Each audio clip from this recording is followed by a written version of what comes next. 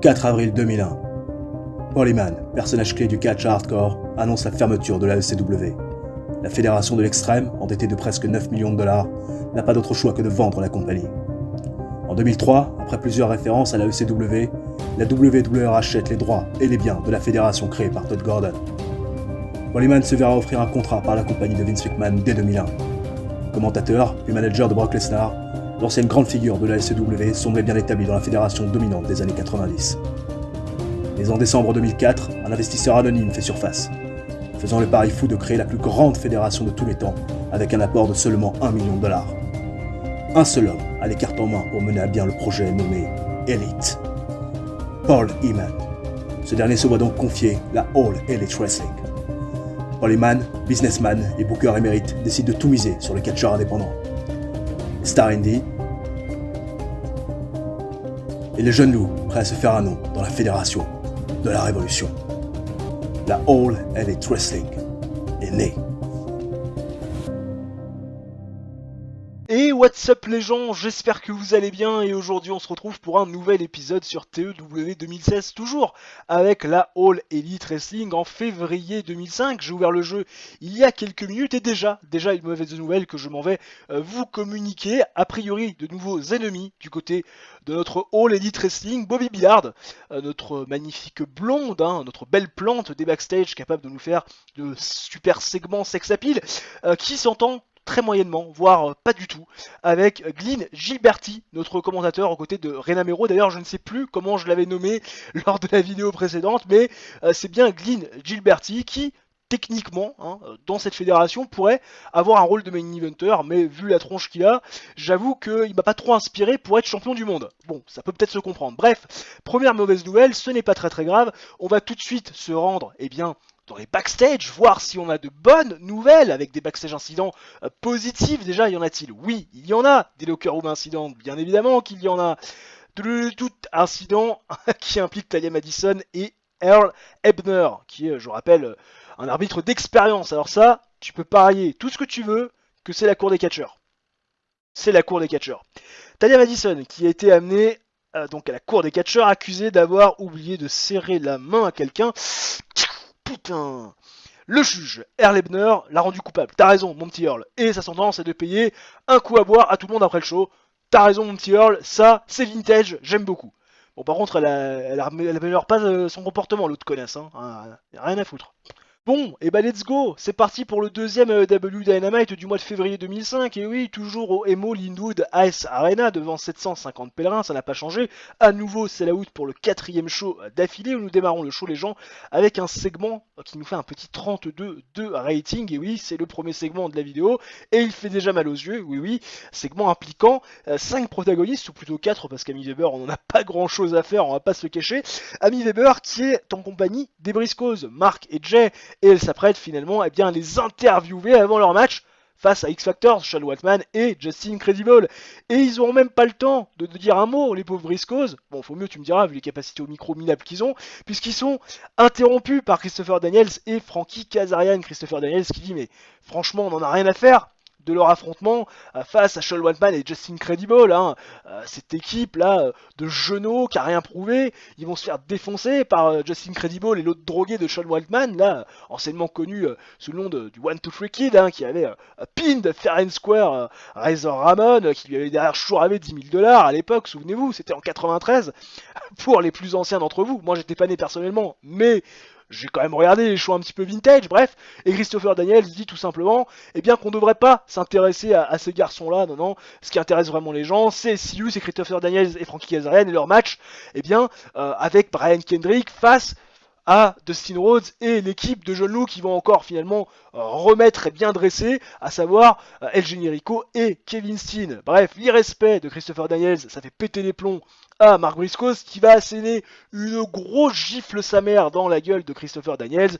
Derrière, ils vont se vouloir se foutre sur la gueule, ils sont retenus par les officiels, forcément, les officiels qui leur disent c'est pas le moment, les Briscoes vous avez un match, c'est maintenant, c'est tout de suite. Voilà, bon bref, pas mal de tensions entre Christopher Daniels et Frankie Kazarian et Siou et les frères Jay Briscoes et Mark Briscoes, donc, qui commencent à chercher des noises backstage. Et le match arrive, ils sont tout de suite là, les Briscoes, ils sont encore un peu chaud bouillant de ce qui s'est passé avec SCU. Ils affrontent X Factors, Sean Waltman et donc Just Incredible. Je vous l'avais un petit peu vendu lors du segment d'avant.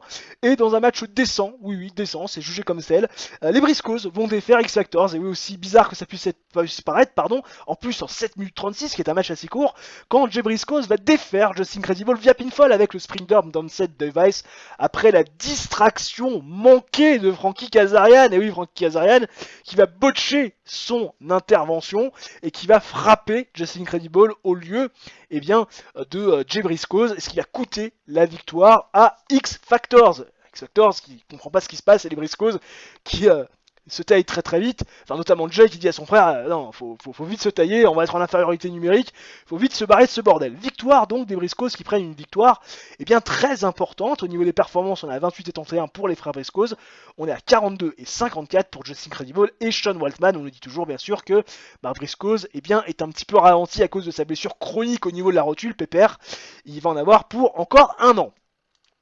Derrière, Amy Weber, on la retrouve backstage avec Chris Harris. Chris Harris qui va nous parler de son match dans le main event face à Bryan Danielson. On sait l'histoire est assez courte, mais enfin quand même, on se souvient de Chris Harris, de son irrespect, qui prenait pas Bryan Danielson au sérieux, qui lui avait tapé sur la tête, tel un petit gamin, alors de dire attends, tu vois, je vais te montrer ce qui va se passer. Derrière Bryan Danielson qui avait pété un plomb sur Chris Harris, et là Chris Harris qui dit clairement au micro d'Amy Weber que si Bryan Danielson veut jouer au dur, et bien ce soir il va avoir un match dur, un match d'homme, et il va lui montrer vraiment ce que c'est qu'un tough guy dans cette compagnie, tough guy qui sera futur champion du monde selon bien évidemment Chris Harris. Le segment bien sûr avance avec la storyline, la storyline avance avec ce segment plutôt, c'est plus logique dans ce sens là. En revanche ça perd de la hit, rassurez-vous, on va en gagner plus tard.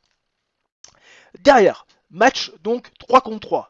Match Six-Man Tag sa mère, comme aime très bien les faire du côté de la WWE, mais plus au niveau des femmes ces derniers temps.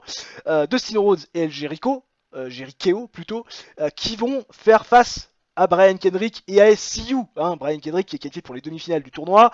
Dustin Rhodes, pour l'instant, il n'y a toujours pas d'informations sur son potentiel opposant lors finalement de son premier tour. Pour l'instant il fait équipe avec deux petits jeunes et dans un match décent, Dustin Rhodes et ses deux acolytes du Jericho vont défaire Brian Kendrick et SCU en 11 minutes 15 quand Dustin Rhodes va défaire Frankie Kazarian via pinfall avec le Lone Star State of Mind après la distraction de Sean Waltman, et oui, qui est venu se venger un petit peu, tu vois, de la distraction botchée de Frankie Kazarian, parce que même si c'est une distraction qui était botchée par Frankie Kazarian, et bien Sean Waltman, tu vois, il a pas pris comme ça. Sean Waltman, il a pris ça comme une attaque personnelle, comme une attaque à sa team, et on n'en s'en prend pas à la famille, parce que Just Incredible, c'est la famille, et on s'en prend pas à X Factor, ce qui est, selon aussi leur dire, selon leurs prétentions, une équipe capable d'être la première championne par équipe de l'histoire de la fédération. Donc voilà, victoire qui défaite qui est justifiée pour SCU par l'intervention de Sean Waltman, et ça permet à Dustin Rhodes de prendre du momentum et également d'en donner un petit peu à El Jericho. D'ailleurs, Kevin Steen qui a débuté sa gimmick de No Gimmick Needed, c'est below average, bon c'est pas trop mal. La performance de Dustin Rhodes a été bonne, tu m'étonnes, avec un 64. En revanche, pour Kevin Steen et pour El Jericho, c'est vrai que c'est encore un peu modeste, 30 et 26, 41 de performance in-ring pour Brian Kendrick, 26 pour Frankie Kazarian, décidément c'est même bien aussi pire que El Generico, c'est te dire, et Christopher Daniels fait un bon 58, et la rivalité Will Be the First Tag Team, ou Will Be the First Tag Team, n'importe quoi, ou Will Be the First AEW World Champion, gagne de la hit avec ce segment. Derrière, Talia Madison, Bobby Billard et Rey Namero vont faire un petit bikini contest, tranquillou. Bobby Billard qui s'entend moyennement avec le commentateur qui est aux côtés de Rey Namero, normalement pour commenter les segments et les matchs, dont je ne me risquerai pas à prononcer le nom parce que j'ai déjà oublié par rapport à tout à l'heure. Et Rey Namero qui est présente face à Bobby Billard et Talia Madison pour un bikini contest. Et Rey Namero va s'imposer dans ce bikini contest sympathique. Il n'y aura pas de storyline associée à ça, c'est juste pour le sex appeal. Talia Madison qui débute sa gimmick de Girl Next Door, et c'est awful. Girl Next Door, pareil, ça marche pas beaucoup mieux pour Rey Namero, c'est pauvre. Voilà, bon, on va tweaker ça, qu'est-ce que tu veux, c'est pas grave. Bon, 64, ça fait un bon segment sex appeal. Derrière, Travis Hummel et Matt Jackson. 24. Mon dieu, ça clignote rouge les yeux, tu vois, ça fait mal à la rétine, limite ça va me décoller la lentille. Match terrible, Travis Hummel qui défait Matt Jackson en 7 minutes 54 via pinfall après la distraction de Mike Mizanin, c'est ce qu'il faut retenir. Le match en lui-même, c'est de la grosse merdasse. Les performances sont quand même plutôt pas mal, 23 pour Travis Hummel, 16 pour Matt Jackson, ça veut dire qu'on a plutôt bien booké le truc puisque le rating global du match est supérieur aux performances in-ring de Travis Hummel et de Matt Jackson, ça veut dire qu'on a plutôt bien travaillé le truc. Et la storyline, Long Wolf, donc jeune loup contre jeune bouc, eh bien gagne pas de hit, mais en tout cas avance avec ce segment, c'était l'objectif principal, bien évidemment, vous vous en doutez. Derrière, le main event nous fait un 54, voilà, je savais que ça allait être un petit peu moins bien que les semaines précédentes, parce que Bryan Danielson n'est pas encore le Bryan Danielson qui pourrait devenir, et Chris Harris n'est certainement pas encore le catcher upper mid-carder que l'on attend, donc c'est pour ça que ça fait un petit 54, mais quand même, match décent, c'est défini comme tel, où Bryan Danielson va bien sûr défaire Chris Harris en 12 minutes 38 via soumission avec le Castle Mutilation. Voilà, Chris Harris qui tape face finalement à la soumission de Bryan Danielson, le tough guy, prétendu tough guy qui perd contre le petit Bryan Danielson, tu vois, c'était un peu David contre Goliath dans les faits, quoique, parce que Chris Harris n'est pas non plus un géant, mais Bryan Danielson qui prend une victoire, le petit monsieur tout le monde qui prend une victoire, et pas de soucis, pas d'angoisse, apparemment l'intensité physique du match était un petit peu trop importante pour les fans, j'ai peut-être pas dû bien la régler, mais c'est pas grave, on prend la victoire de Bryan Danielson dans ce 54 de rating, 58 de performance in-ring pour Danielson, 40 seulement pour Chris Harris, et la storyline où Will Be the First AEW World Champion gagne de la liste, n'importe quoi, mais en tout cas avance avec ce segment, et je pense qu'on fait un petit show à quoi, 48. Ah ouais, je m'attendais à mieux. Ouais, mais bon, feeling général, pas assez de storyline intéressante. Il y en a quand même deux. Bon, je te dis pas que la deuxième entre les jeunes boucs et les jeunes loups est fabuleuse, loin de là, mais enfin quand même, quoi. Il y a ces storylines intéressantes, là. C'est quoi cette histoire? Oh, à un moment donné, un peu de respect, respectez-moi, s'il vous plaît. Bon, allez, on va dans les messages. Qu'est-ce qu'on nous dit de beau? Time to heal pour Brian Kendrick. Ouais, bon, Brian Kendrick, il bosse de partout. C'est un truc de malade aussi. Qu'est-ce que tu veux qu'on fasse? Bon, moins de 0.01 au niveau du TV rating. Oui, bah ça, tu m'étonnes. Combien on a fait? 4900. Ah ouais, on fait beaucoup moins que la semaine passée. Bah, mais c'est normal. Là, en même temps, deux shows poiraves, 45 et 48. C'est vrai qu'on avait fait des shows à 53 sur les deux premiers. Là, 45 et 48, c'est... comment te dire? C'est pas de la merde, mais pas loin quand même. Bon les gens, on se retrouve directement dans les backstage du show suivant avec pas mal d'incidents à traiter. Le premier implique Sean Waltman et je m'aime moins coupé que il est resté chez lui parce que il s'est trop injecté de drogue dans le sang. Combien tu paries? Voilà, allez hop, c'est parti. Sean Waltman qui a tellement pris de drogue qu'il n'est pas en condition de travailler. Putain, je vais l'enculer lui. Oh là là, je vais l'enculer, je te jure, je vais l'enculer. Tous mes plans là qui sont en train de tomber à l'eau pour ce soir. Il est pas content. Non mais là, sans déconner, je vais le virer, c'est pas possible. Je sais pas, qu'est-ce que vous auriez fait vous? Vous l'auriez viré ou pas? Vince Berti. En fait, il veut faire des incidents backstage pour que j'arrive à retenir son nom. Il a manqué un rendez-vous avec un road agent. Fine. Colt Cabana, CM Punk, c'est forcément positif. Voilà, bon, Colt Cabana qui a créé une atmosphère fun, voilà, CM Punk aussi, qui était super content, la classe. Et ça, c'est la cour des catcheurs. Allez, Mike Mizanin, qu'est-ce qu'il a fait ce qu'on-là? Allez, une attitude arrogante. Voilà, et bah, il est obligé de fermer sa gueule pour le reste du show. Bah voilà, très bien, merci, super. Voilà, maintenant tu t'arrêtes de faire le con. Earl, il rigole pas, Earl. Par contre, là, Sean Waltman, je vais le défoncer, hein. Sans déconner, hein. Ah là là là là là là là là là là. Nous voilà partis pour le troisième AEW Dynamite du mois de février 2005, toujours dans le Midwest, toujours au MO Linwood Ice Arena, ça au moins ce nom-là je vais pas l'oublier, toujours devant 750 pèlerins, c'est la 5e fois qu'on fait sell out quand même, on va pas se cacher, c'est une bonne chose, ça veut dire qu'on est très populaire, qu'on gagne de l'importance, qu'on gagne de la pop, les gens sont contents de nous voir, et nous démarrons les gars les gars et les filles, parce que j'imagine qu'il y a quelques filles qui regardent du catch, qui sont intéressées aussi par les créations de storyline et d'avancée de carrière sur TEW 2016. Bref, nous démarrons avec un segment d'ouverture qui nous fait un petit 54 de rating et qui implique, vous le voyez, Justin Credible, Christopher Daniels et Frankie Kazarian ainsi que Paul Heyman. Alors ça se passe comme ça, à savoir que Justin Credible reproche à Christopher Daniels d'avoir intervenu dans le match la semaine passée qui a coûté la victoire à X Factors. face aux Briscoes et Christopher Daniels qui renchérit en disant ouais, la semaine dernière tu nous as aussi coûté la victoire hein, avec ton pote Sean Waltman qui est encore pas là parce qu'il s'est drogué, le mec a encore échoué un drug test, bref, vous êtes tous les deux des minables, des vermines. Ça en vient carrément à se frapper sur la gueule et Paul Heyman qui a envie d'arrêter tout ça, qui dit pas de bagarre backstage les gars, ce soir vous réglez ça dans le ring. Enfin vous réglez ça dans le ring, pas vraiment, puisque ce soir vous allez être alliés de circonstances dans un six-man tag, puisque forcément il n'y a pas Sean Waltman, vous allez affronter les Briscoes et Bryan Danielson, vous avez intérêt à être prêt tout de suite parce que c'est maintenant. Bon, Justin Credible qui fait un très bon boulot en termes d'interaction avec la foule, Christopher Daniels qui a bien improvisé et Paul Heyman qui a fait un super boulot, même sans script parce que le garçon est juste super fort, hein, il a le public dans sa main tout le segment. Magnifique, on nous dit rien sur Frankie Kazarian. Tu me diras, faut mieux rien nous dire parce que pour l'instant, le mec, c'est un plot. Tu vois, même être un plot, c'est trop difficile pour lui pour l'instant. Bref, on est parti pour le fameux six-man tag. Bryan Danielson et les Briscoes qui font face dans avec Justin Credible et ICU et dans un match décent, puisque c'est nommé comme ça, hein, c'est défini comme tel. Justin Credible et SCU vont défaire Bryan Danielson et les Briscoes en 12 minutes 44 quand Christopher Daniels va défaire Mark Briscoes via pinfall avec le BME. Oui, Mark Briscoes qui avait giflé l'ami Christopher Daniels la semaine passée, si je ne dis pas de bêtises, et bien Christopher Daniels qui le bat clean, fair and square, tranquillement, sans broncher, il remet le petit jeune à sa place. Mark Briscoes toujours bien évidemment ralenti à cause de sa blessure, mais bon, ça sera le cas encore pendant au moins un an.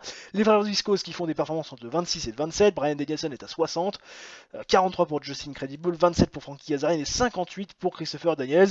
Bryan Danielson et Christopher Daniels qui sont clairement au-dessus de tout le monde. Victoire donc des Heels, victoire de SCU et de Justin Credible et à nouveau du momentum pour l'équipe composée de Christopher Daniels et de Frankie Kazarian. Derrière, Mac Mizanin, de Dieu, qui nous fait un 23 face à Nick Jackson. Décidément, c'est assez compliqué. Match avec pas beaucoup de hits et du terrible catch. Décidément, on n'est pas sur quelque chose de positif. Hein. On est sur un truc qui nous décolle la rétine quand on le voit. Match terrible que Mike Mizanin va remporter après avoir battu Nick Jackson en 7 minutes 09 via pinfall avec une utilisation des cordes lors du tombé, voilà, qui est un petit peu illicite. Notre ami Earl ne l'a pas vu.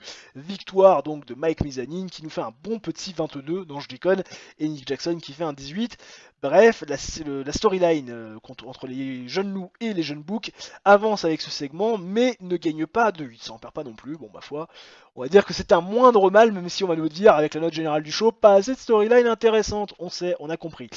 Paul Heyman qui est au micro d'Amy Weber, oui Paul Heyman qui a des choses à annoncer. Hein, une deuxième fois, cette fois-ci, plus dans le calme, hein, parce qu'il n'y a pas de Justin Credible et SCU qui se génoise, non, il est tranquillement dans le calme avec Amy Weber, et il annonce les deux derniers matchs du tournoi, à savoir que la semaine prochaine, j'ai noté ça pour pas vous dire de conneries, la semaine prochaine, eh bien, AJ Styles va affronter El Generico dans le premier match du tournoi, et l'ami de Stone Rose, la semaine d'après, fera face, si je ne dis pas de bêtises, ou même peut-être le même jour, ou ça sera le même jour à mon avis, fera face à Kevin Steen, donc l'autre moitié de El Generico. Voilà l'annonce de Paul Heyman, et il nous annonce également que ce soir, AJ Styles va avoir un match pour essayer de se mettre un petit peu en jambes avant son match de la semaine prochaine, hein, en affrontant CM Punk.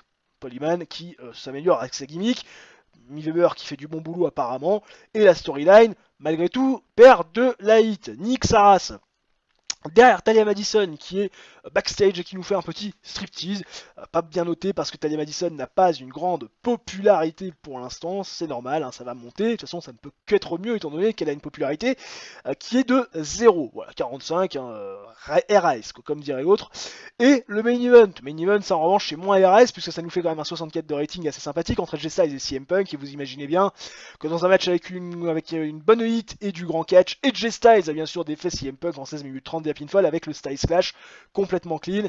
AJ Styles a besoin de momentum avant finalement son affrontement face à une partie d'El Generico, et surtout avant de se lancer complètement dans son tournoi. En plus, AJ Styles est main eventer, ce qui n'est pas le cas de CM Punk. 64 de rating, victoire du Phenomenal One qui nous fait un bon 65 de performance in ring, 54 quand même pour CM Punk, et bien sûr la storyline gagne de la hit, forcément 50 en ce qui concerne le rating, toujours pas assez de storyline intéressante, t'inquiète mon petit, ça va changer dans les semaines à venir en espérant que notre rivalité jeune loup, jeune bouc prenne un petit peu plus de popularité, mais c'est pas gagné vu les performances in-ring dégueulasses qu'on est en train de nous faire. Alors, la signature de contrat, oui, y en a une, il y a un nouvel arrivant qui va arriver bientôt, mais bien évidemment, je vous garde ça secret, hein, ça sera une surprise.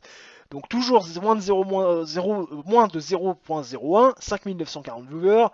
Oui, bon, effectivement, on est largement au-dessus de la semaine dernière, puisqu'on fait carrément 1000 viewers de plus, comme quoi, hein, faire un show avec un rating de 2 points de plus, ça change la donne. Petit incident backstage les gens à traiter, incident qui concerne Bryan Danielson, on va tout de suite prendre note et attention de ce qu'il s'est passé. Bryan Danielson qui apparemment a un rôle d'entertainer au sein des locker rooms, oui. Il a organisé un tournoi de poker. On ne sait pas s'il l'a gagné, on ne sait pas d'ailleurs qui a pu remporter ce tournoi de poker, mais ce qui est sûr, c'est que Bryan Danielson a organisé ce petit tournoi et que c'est bien sympathique. Merci à l'American Dragon. Hein, certains devraient en prendre exemple, hein, je ne sais pas. Talia Madison, Mike Mizanin, Glyn, je sais plus quoi, notre commentateur, et bien sûr Sean Waltman, qui, a priori, est en condition de travailler aujourd'hui. Il n'a pas échoué au drug test, donc on va pouvoir l'utiliser, il va pouvoir justifier son salaire. Enfin, tu me diras, je dis ça, mais bon, comme on le paye à l'apparence, de toute façon, qu'il soit là ou pas là, enfin, s'il est là, on le paie, s'il n'est pas là, on le paie pas. Bref, la seule chose qui risque à pas être là quand je lui demande, c'est à se faire virer. Mais encore une fois, je n'ai pas les coronesses de le faire, puisque j'ai un peu besoin de lui aller. Je boucle le show et on se retrouve tout de suite pour en parler. Here we go les potos pour le dernier show de la vidéo, et oui toutes les bonnes choses ont une fin, vous en avez désormais l'habitude, des vidéos courtes, dynamiques, hein, qui vous permettent de vous laisser le temps de tout bien assimiler, de tout bien comprendre au niveau des storylines. Et pour ce dernier show de la vidéo, nous étions comme à l'accoutumée au MO Landwood Ice Arena devant 750 pèlerins, ce qui va donc clôturer notre mois de février donc de l'année 2005. Avant la fin de la vidéo, on verra bien sûr le bilan financier de cette année 2005, on va voir combien on a perdu d'argent parce que c'est évident qu'on est en déficit encore une fois ce mois-ci comme ça avait été déjà le cas pour le mois de janvier. Nous débutons les gens avec le dernier, ou plutôt l'avant-dernier match du premier tour du tournoi pour couronner un premier champion donc de la All Elite Wrestling, un match opposant AJ Styles à El Generico qui nous fait une très bonne note de 57 et dans un match avec une bonne hit et du 200 catch. AJ Styles va bien sûr défaire El Generico en 9 minutes 25 via pinfall avec le Spiral Tap. Voilà, pas de soucis, pas d'angoisse pour AJ Styles qui dispose purement et simplement, voilà, dans un match assez tranquille de El Generico. Performance de 64 pour l'ami AJ Styles, performance de 24 pour El Generico. Victoire d'AJ Styles qui continue dans le tournoi et on expose un petit peu plus El Generico malgré sa défaite. Derrière, Becky Bellès et backstage avec Travis Himmel et Mike Mizanin. Et oui, Becky Bellès que je viens juste de recruter, qui va faire un petit flirt avec Travis Himmel et Mike Mizanin. Mike Mizanin qui était tranquillement dans leur coin en train de parler de leur réussite, leur match gagné, les Young Bucks, à quel point ils sont nuls, très nuls. Et Becky Bellès, hein, qui les a un petit peu vus à l'œuvre ces dernières semaines, qui va un petit peu flirter avec eux, flatter leur ego. Voilà, Travis Himmel, Mike Mizanin qui vont faire un peu l'œil aussi à Becky Bellès. Oh mon dieu, elle est jolie, bah oui, hein, jolie brune, forte poitrine, tu vois, tout ce qu'ils aiment. Bref, voilà, petit segment sympatoche, tu vois, j'ai pas de plan aujourd'hui dans le ring pour Travis Himmel et Mike Mizanin, bah voilà, petit plan avec Becky Bellès aujourd'hui, sympatoche, ils flirtent, ils sont heureux, ils sont contents. Becky Bellès qui d'ailleurs débute sa gimmick de bitch, hein, c'est average, ce qui est plutôt pas trop mal. Travis Himmel qui fait un job incroyable finalement avec la foule. Mike Mizanin qui aime aussi avoir de la liberté puisque je les ai discrépités complètement. Et le segment, la rivalité plutôt jeune bouc contre jeune loup, gagne de light. Voilà, que demander de plus. Derrière, Amy Weber est au centre du ring avec CM Punk pour un segment un petit peu plus sérieux. CM Punk qui a perdu, je vous rappelle, son match de qualification pour continuer dans le tournoi face à Brian Kendrick. Un petit paquet, on l'a tiré le short, hein. L'arbitre qui s'en est pas rendu compte. CM Punk qui a donc perdu et donc éliminé du tournoi. La semaine dernière, il a perdu contre AJ Styles dans un match très compétitif. Et là, ce que veut savoir Amy Weber, c'est que va être la suite pour CM Punk qui a quand même enchaîné les défaites ces dernières semaines. Il n'a pas le temps de répondre, qui va être coupé par Sean Waltman et Justin Credible, nos amis, donc X Factors. Justin Credible qui prend le micro parce que c'est plus à l'aise que Sean Waltman hein, dans ce secteur-là et qui se demande comment on peut encore considérer CM Punk et lui donner du temps d'antenne alors que c'est un loser. Hein, voilà, les gens devraient plutôt s'intéresser, les bookers, les exécutifs de la fédération devraient plutôt s'intéresser à Sean Waltman et Justin Credible qui vont certainement devenir les premiers champions par équipe de cette fédération, hein, division par équipe qui a montré à maintes et maintes reprises quand même que il y avait de la qualité, tu vois, et donc Sean Waltman et Justin Credible sont juste en train de se foutre de la gueule de CM Punk en disant qu'ils sont au-dessus et plus importants que ce dernier, et c'est CM Punk qui va les confronter à un match par équipe, ce soir, là tout de suite maintenant. Alors que CM Punk et Amy Weber font du très très bon boulot au micro, ce qui n'est pas le cas de Justin Credible, hein, qui apparemment a un petit peu mal quand il fallait en dehors du script, et donc CM Punk va les challenger ce soir, voilà, pour les remettre un petit peu en place. Sean Waltman, Justin Credible, de toute façon c'est ce qu'ils étaient venus chercher, une confrontation, un match par équipe. Et donc Colt Cabana va être le partenaire de CM Punk, l'ami de CM Punk. D'ailleurs je sais même pas s'ils sont encore amis au moment où on se parle, je sais qu'il y avait eu quelques petites tensions à un certain moment, bref. X-Factors face à Colt Cabana et CM Punk, et dans un match décent, X-Factors va bien sûr défaire Colt Cabana et CM Punk en 10 minutes 36 quand Sean Waltman va défaire Colt Cabana via pinfall avec le X-Factor complètement clean, pas de victoire teintée, non, on donne une victoire bien clean à X-Factors, tout en laissant finalement fort CM Punk qui n'a pas pris la pin, puisque je vous rappelle c'est Colt Cabana qui s'est fait épingler au centre du ring, Colt Cabana qui démarre sa gimmick de fun babyface et c'est above average, c'est plutôt pas mal. Bonne chimistry entre CM Punk et Colt Cabana, tu me diras c'est normal, ils ont été en équipe pendant très longtemps avant le succès de CM Punk à la WWE. Justin Credible fait une performance de 41, 54 pour Sean Waltman, CM Punk 58 et Colt Cabana 34. Bon petit match, 56 de rating, victoire des Heels. Derrière, Dustin Rhodes et Kevin Steen qui s'affrontent pour le dernier ticket pour les demi-finales de ce tournoi pour couronner le premier champion du monde, donc de l'histoire de la All Elite Wrestling, et dans un match avec une bonne 8 et du descend catch, Dustin Rhodes va bien sûr défaire Kevin Steen, vous en doutez bien, en 9 minutes 52 via pinfall avec le Running Bulldog. Rien à signaler, 55 c'est plutôt pas mal. Apparemment Dustin Rhodes qui a vraiment paru très bon dans ce segment, dans ce match, 63 de rating, 63 de performance, 30 pour Kevin Steen. Victoire de Dustin Rhodes qui avance bien évidemment dans le tournoi, et Kevin Steen ça lui a fait une petite apparition face à un top guy de la compagnie. Derrière, Armin Weber se retrouve encore une fois dans le ring avec Christopher Daniels et Frankie Kazarian. Christopher Daniels et Frankie Kazarian qui veulent un petit peu plus d'attention. Parce que SCU, mine de rien, et ben à chaque fois que les matchs sont déroulés en bonne et due forme, ils ont à chaque fois remporté leur match.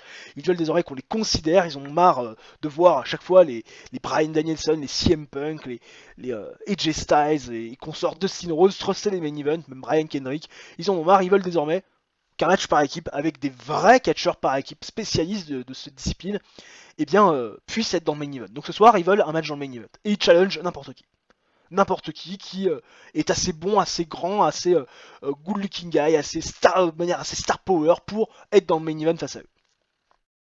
Mais qui pour être dans le main event? Parce que finalement les équipes ces dernières semaines, on s'est bien rendu compte qu'il n'y en avait pas vraiment au niveau de Christopher Daniels et Frankie Kazarian. Et puis les seuls qui peuvent être éventuellement au niveau, c'est X-Factors, Sean Waltman et Justin Credible, mais ils ont déjà catché.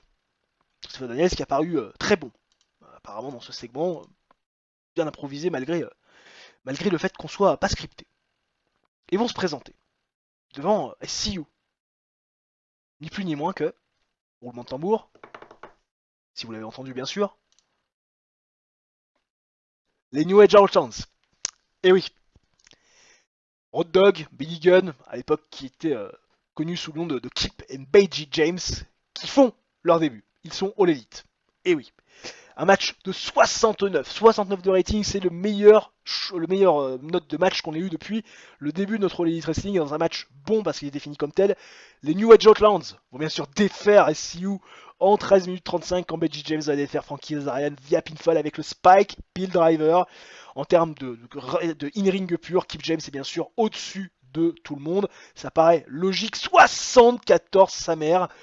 Effectivement, 63 pour Beiji James. Ça commence à être assez intéressant. 30 pour Frankie Kazarian et 63 pour Christopher Daniels.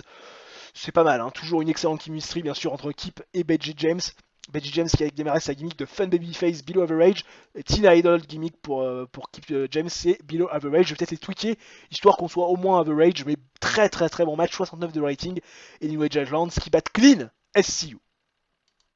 Et ouais, ça commence bien. Et le show qui nous fait un 62 de rating et qui gagne de la popularité bien sûr dans les deux régions où nous sommes diffusés, le Midwest et bien sûr Porto Rico. Ah ouais, je vous l'avais gardé secret. Et ouais, l'arrivée des New Age Outlaws, faut quand même pas déconner. C'était important de vous la donner, plutôt de vous la garder secrète, histoire de pas vous spoiler les choses. Toujours moins de 0.01 en termes de TV rating. On était à 6070 viewers. Bon, on va monter assez rapidement. Est-ce qu'on est toujours pareil au niveau de la size? On est toujours à 26. Ça va être difficile de gagner des points, mais bon, c'est pas grave, on fait des bons shows, malgré tout.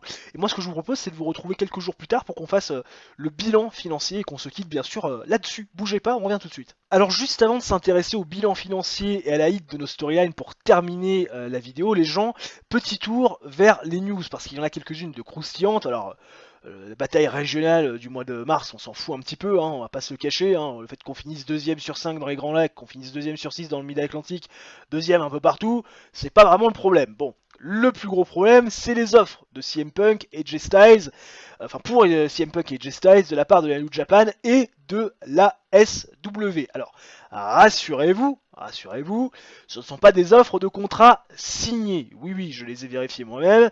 Ce sont des offres pour des tournées. Alors c'est vrai que c'est un petit peu problématique parce que il pourrait y avoir de la fatigue qui pourrait intervenir à cause du suremploi hein, que AJ Styles, CM Punk font actuellement, puisque ils sont un peu employés de partout, hein, vous le voyez pour AJ Styles, c'est aussi le cas pour l'ami CM Punk, et tous ces emplois mis bout à bout pourraient faire intervenir des blessures, et c'est forcément ce qu'on a envie d'éviter au maximum, mais bon, pour l'instant, écoutez, pas de contrat signé pour nos stars de la compagnie, ce qui est plutôt déjà pas mal. Allons-y pour la finance, 56 000 $ de perte, et oui, de déficit ce mois-ci. Bon, je vous l'avais dit hein, qu'on ferait beaucoup plus que 18 000 de déficit ce mois-ci.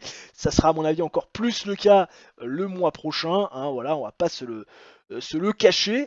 Ça fait partie des choses, des choses de la vie, hein, comme dirait l'autre. 56 000 donc de performance, 56 000 de déficit, 24 000 tickets vendus, hein, c'est le double que le mois passé, parce que c'est normal, on a fait en même temps aussi 2 shows. 5400 de TV revenus, c'est beaucoup plus que le mois dernier également. Au niveau du sponsor, on n'a pas beaucoup plus, ça c'est un petit peu problématique. Au niveau de la marchandise, on a vendu un peu moins, c'est-à-dire que l'effet AEW c'est déjà tassé. Va falloir lui donner une deuxième jeunesse. Au niveau des workers, on est à 68 000. Tu vois, je m'attendais à ce qu'on soit à presque 70. On est à 68 000, voilà, un petit peu moins que prévu. Au niveau des shows, du coup des shows, on est à 14 000, donc soit le double que le mois dernier. Jusque là tout va bien. Le marketing, c'est 504. Voilà, donc au niveau du marchandise, 3000. 3000 de coûts de fabrication, on est un peu déficitaire. En plus, on en a vendu un peu moins et ça nous a coûté plus. Hein. Production 26 500 et toujours 1316 au niveau du MISC. Bon, on va essayer d'améliorer ça le mois prochain, bien évidemment. Petit tour, bien évidemment, sur les storylines et la hit de nos storylines. 26 entre les jeunes boucs et les jeunes loups. Et bien sûr, qui sera le premier champion AEW qui est à 59. Voilà, pour l'instant, il faut au moins 2 storylines qui soient au-dessus de 23 en termes de hit. Tout va bien, on est tranquille par rapport à ça. J'espère bien évidemment que ce que vous avez vu vous a plu. Si c'est le cas, n'hésitez pas à mettre un like bien évidemment à cette vidéo, hein, même réaliser votre coup du chapeau, le like, l'abonnement et l'activation de la cloche pour ne manquer aucune vidéo. Si le contenu de TOW vous plaît et le contenu à grosso modo de ce qu'on fait sur la chaîne vous plaît également, n'hésitez pas à le faire. Et nous on se retrouve très rapidement pour une nouvelle vidéo. D'ici là, portez-vous bien, ciao bye bye et à la prochaine.